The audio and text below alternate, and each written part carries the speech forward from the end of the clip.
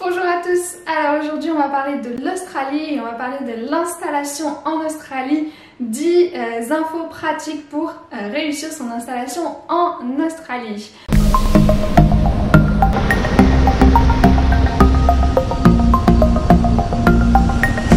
Bonjour à tous, si vous n'êtes pas encore abonné à ma chaîne, c'est le moment de le faire. Vous pouvez aussi activer la cloche pour recevoir les notifications des vidéos que je publie chaque semaine.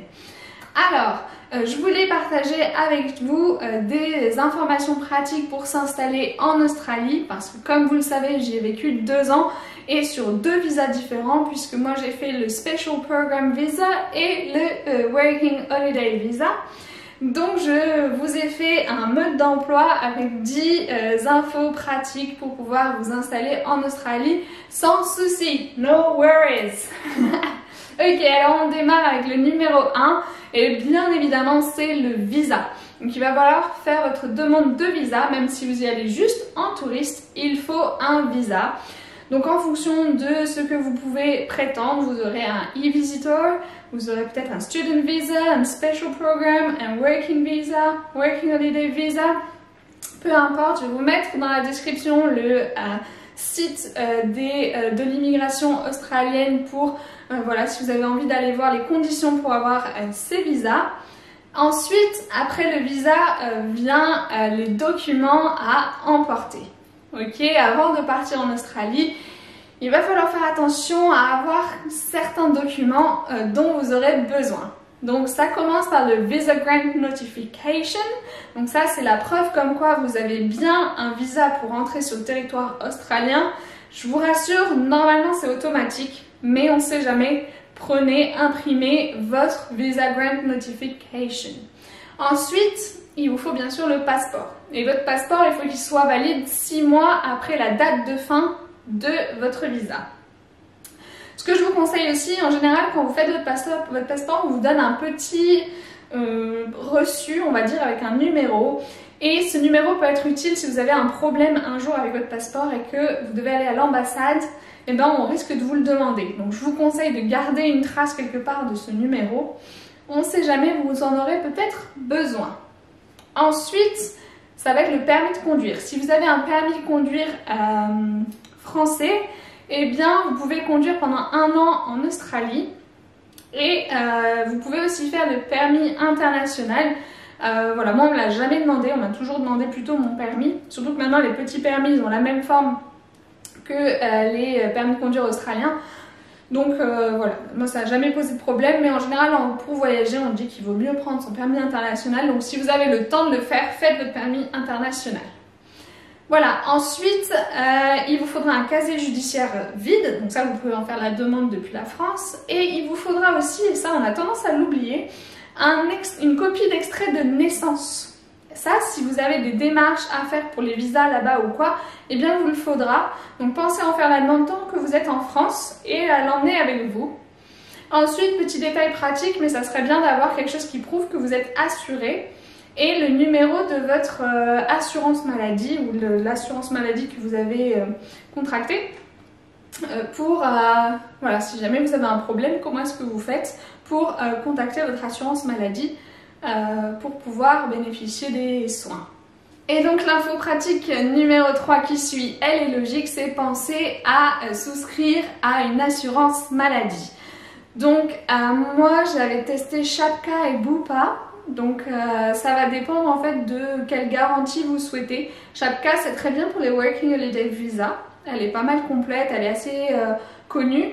Bupa, moi je l'avais prise parce que pour le Special Program Visa, il demandait à ce qu'on soit extrêmement bien couvert. Je crois qu'il demandait à ce qu'on soit couvert jusqu'à 1 million de dollars australiens pour hospitalisation. Et donc là, il a fallu que je choisisse Bupa. Après, vous pouvez aussi demander à votre mutuelle française, si vous faites un voyage pas trop long, c'est possible qu'elle vous couvre à l'étranger pendant une certaine période. Ensuite, l'info pratique numéro 4, elle va concerner le logement. Donc, comment trouver un logement? Donc, l'idéal pour trouver un logement en Australie, c'est de visiter une fois sur place. Donc, moi, ce que j'avais fait, c'est que j'avais pris un Airbnb pendant 1 semaine et comme ça, voilà, j'étais tranquille, j'avais le temps de visiter des appartements. Ça va vite, hein, il y a pas mal de logements, mais surtout dans les grandes villes. Mais voilà, histoire d'être secure, moi j'avais pris une semaine en Airbnb et après j'ai fait mes petites visites et j'ai choisi ceux que je préférais. Donc là je vais vous donner peut-être du vocabulaire qui peut vous aider lorsque vous faites vos recherches d'appartements en Australie. Faut savoir que les prix sont affichés à la semaine. Donc par exemple si vous voyez 200 $, c'est pas au mois, chez nous c'est au mois, mais chez eux c'est à la semaine, d'accord? Donc ça peut être perturbant au début, hein. Donc vous faites pas avoir 200 $ à la semaine par exemple. Donc au niveau du vocabulaire, on va avoir par exemple le private room, donc ça c'est une chambre pour vous tout seul. A shared room, c'est une chambre que vous partagez avec quelqu'un. A single room, c'est une chambre avec un lit simple. A double room, c'est une chambre avec un lit double. Flat share, c'est un appartement en coloc. A house share, c'est une maison en coloc. Bond, c'est la caution. Furnished, ça veut dire que l'appartement il est meublé. Ensuite, bills included, ça veut dire que les charges sont comprises. Si vous voulez faire une visite, vous pouvez demander si on peut to arrange an inspection. Voilà, par exemple. En général, en Australie, on vous demandera 2 semaines de caution d'avance et la plupart des charges sont comprises. C'est-à-dire que l'eau, l'électricité, normalement, vous n'allez pas vous en occuper, mais pensez peut-être à demander pour Internet. Ok, ensuite, l'info pratique numéro 5, ça va être le Tax File Number. Donc là, c'est le TFN. Il va falloir en faire la demande si vous n'êtes pas juste un touriste en Australie. Vous aurez besoin de votre TFN. Il vaut mieux le faire une fois que vous allez trouver votre logement, puisqu'en fait, il met 28 jours à vous être envoyé et il est envoyé à l'adresse que vous indiquez. Donc c'est pour ça que je l'ai mis après avoir trouvé son logement. En fait, ça correspond concrètement à votre identité pour vos impôts. Donc c'est votre numéro fiscal, quoi. Et donc là, il faut en faire la demande en ligne sur le site de ATO. Je vais vous le mettre dans la description, comme ça vous l'aurez directement. Voilà, une fois que vous avez fait ça, une autre info pratique, un autre élément à faire une fois que vous vous installez en Australie, ça va être avoir un numéro australien, puisque vous n'allez pas utiliser votre numéro français, vous allez exploser votre forfait. Donc on va plutôt aller chercher un numéro australien. Les numéros de portable en Australie commencent par 04. L'indicatif pays de l'Australie, c'est plus 61. Vous savez, en France, quand on veut appeler depuis l'étranger un numéro français, on fait plus 33. Et bien là, pour appeler en Australie, on fait plus 61. Et donc là, il va falloir choisir un opérateur. Donc vous avez le choix. Les principaux, les plus connus, ça va être Optus, Vodafone, Circle Life, Amaysim. Et après, il va falloir choisir votre abonnement. Donc moi, j'avais pris Optus Prepaid, 30 $. Je crois qu'il y avait 35 GB. Et ça durait 28 jours et après, je pouvais recharger. Là, pareil, pour le vocabulaire, Mobile Plan, c'est un forfait téléphonique. Qu'est-ce que vous avez? Prepaid, c'est prépayé. Et Gigabytes, donc GB, pardon, c'est GO chez nous, c'est 1 gigaoctet. Donc voilà. Alors, info pratique numéro 7, ça va être pour ouvrir un compte en banque australien. Pour recevoir votre paye, pour pouvoir payer, enfin bon, tout ça. Il va vous falloir un compte en banque australien. Donc pour ouvrir un compte en banque australien, il vous faut votre passeport, un numéro de téléphone australien, donc c'est pour ça que je l'ai mis dans cet ordre-là. Il vous faut votre TFN, mais bon ça à la limite, vous pouvez l'ouvrir sans et le renseigner plus tard. Une adresse en Australie. Et ensuite, vous pouvez ouvrir votre compte en banque. Donc, vous pouvez le faire le pré-ouvrir en ligne et ensuite aller en banque ou aller directement en banque pour ouvrir votre compte. Au niveau du vocabulaire, on a un deposit account, c'est un compte courant, un compte chèque. Un saving account, c'est un compte épargne. Et là, pareil, vous avez le choix au niveau des banques. Les plus connus, ça va être Westpac. Moi, c'est celle que j'avais pris. Après, il y a ANZ, Commonwealth Bank, par exemple. Ok, l'info pratique numéro 8, elle concerne la cotisation retraite en Australie. Ce qu'on appelle en australien la superannuation ou superfund. Donc en Australie, comment ça se passe? C'est chacun qui cotise individuellement les cotisations retraite de l'employeur. Donc quand vous travaillez, en plus de votre salaire, l'employeur il cotise pour vous à votre retraite. Donc là, il y a plusieurs solutions. C'est-à-dire que soit vous ouvrez un compte Superannuation Bank donc auprès de votre banque, et là, il faut s'assurer que ce compte est gratuit et que vous pouvez retirer les fonds à tout moment.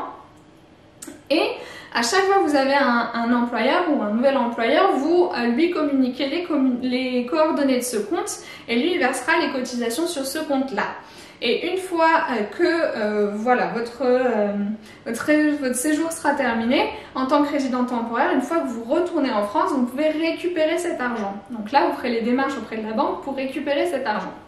La deuxième option, c'est vous ne faites rien et vous laissez l'employeur cotiser à l'organisme de superannuation qu'il a choisi en votre nom et il vous donne les coordonnées de ce compte. Et pareil, une fois que vous partez de France, vous contactez les organismes de superannuation et vous récupérez cet argent. L'info pratique numéro 9, elle va concerner le cours du dollar. Étant donné que vous allez sûrement garder un compte au moins de façon temporaire en France, et vous aurez peut-être besoin de vous faire des virements ou quelque chose comme ça entre vos deux comptes, eh bien il va falloir garder un coup d'œil sur le cours du dollar australien par rapport à l'euro pour voir s'il y a des jours où il vaut mieux faire un virement plutôt qu'un autre à votre avantage. Ok, donc pour terminer, l'information pratique numéro 10, eh bien ça va être les documents utiles à faire si vous voulez travailler. Donc là, je pense à deux situations. La première, c'est si vous voulez travailler avec les enfants et la deuxième, si vous voulez travailler dans la restauration avec l'alcool notamment. Donc si vous voulez travailler avec les enfants, on vous demandera le Working with Children Check. Donc ça, vous pouvez le faire en ligne et en fait, ça sert à vérifier les antécédents de toute personne qui veut travailler avec les enfants. Et pour les personnes qui veulent travailler dans la restauration et notamment avec le service d'alcool, il faudra le RSA, donc le Responsible Service of Alcohol. Et donc là, vous pouvez le faire en ligne ou en présentiel.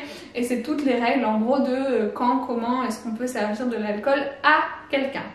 Donc voilà pour ces 10 infos pratiques pour une bonne installation en Australie. Si vous avez pour projet de vous installer en Australie, vous y êtes déjà allé et que vous avez des choses à compléter, n'hésitez pas à le mettre dans les commentaires. Voilà, moi je serais ravie de vous lire, je vous dis merci et à bientôt.